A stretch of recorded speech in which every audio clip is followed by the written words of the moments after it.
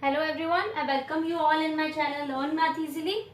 In today's video, I am going to do a very important theorem of cyclic group which states that every group of prime order is cyclic. Before I'll begin with this topic, I want to state what is a prime number. I am using this word prime, so I will explain first what is the meaning of prime. So any number p is said to be a prime number if it has only two divisors. One divisor is 1 and another one is p. Some of the common examples of prime numbers are 2, 3, 5, 7, 11, 13, 17, 19, 23 and so on. These are some common examples of prime numbers. 2 has only two divisors 1 and 2, 3 has only two divisors 1 and 3. Similarly 5, similarly 7 and so on. So any number is called a prime number if it has only two divisors. First the number 1 and the number itself. You have given every group of prime order is cyclic. Suppose you have given any group G. In that order of G you have given is a prime number. That can be any prime number. But if you will look into the G and you will see that its order is a prime number, then it must be a cyclic group. Let's start with the statement of the theorem which I have used as a headline, as a heading of this video.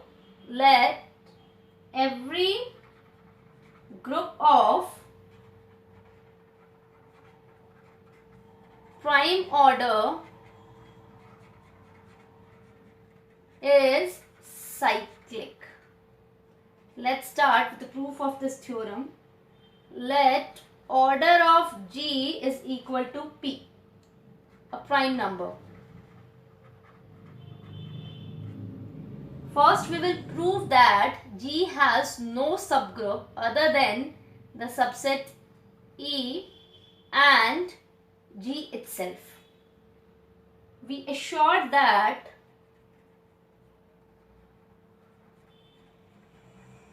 G has no subgroup then E and G.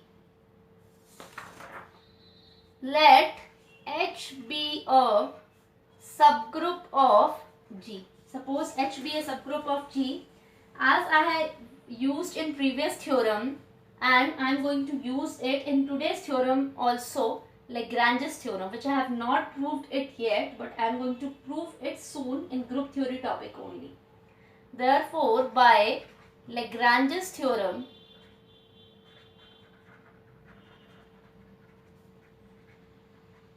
order of H divides order of G. That is, order of H divides P. Therefore, order of H is a factor of P, but P has only two divisors. That is 1 or P. Therefore, order of H is equal to either 1 or P. So, H will be equal to either identity element or H will be equal to entire G, because only two options will be there. If order of H is equal to 1, then H is equal to E, because containment of identity element is the must condition in order to prove the subgroup of a group G. Identity element must belongs to the subgroup. Therefore, if order of H is equal to 1, which means H is equal to a set containing only identity element, or if it is a set P, or if its order is P, which implies H is equal to nothing but G. Now we will prove that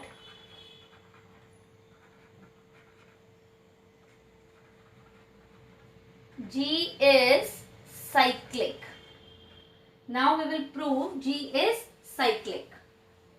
Since G cannot be equal to E, because order of G is equal to P, a prime number, and order of a singleton set E is 1, which is not a prime number.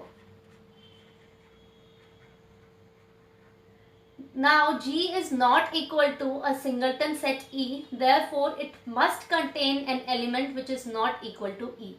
Let A belongs to G such that A is not equal to E. Therefore, a set generated by A contained in equal to G, and this subgroup is not equal to singleton set E. This is a subgroup. I have already proved it earlier. That a set generated by an element of a group G is a subgroup of G.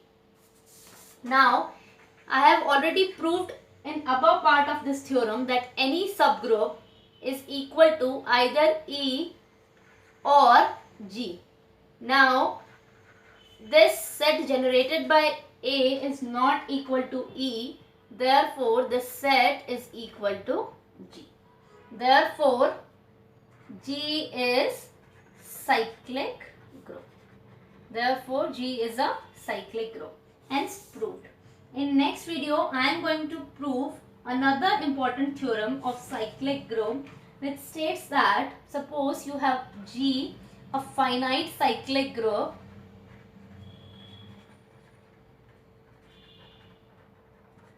and if you have any number D which divides G, then there exists a unique subgroup of G of order D. This was last seen in 2007. Quite an important theorem. All the theorems of cyclic groups are very important from examination as well as application point of view. If you like this video, then don't forget to hit the like button. And if you want to see such kind of videos in the future, then don't forget to subscribe for my channel. Thank you so much for watching this.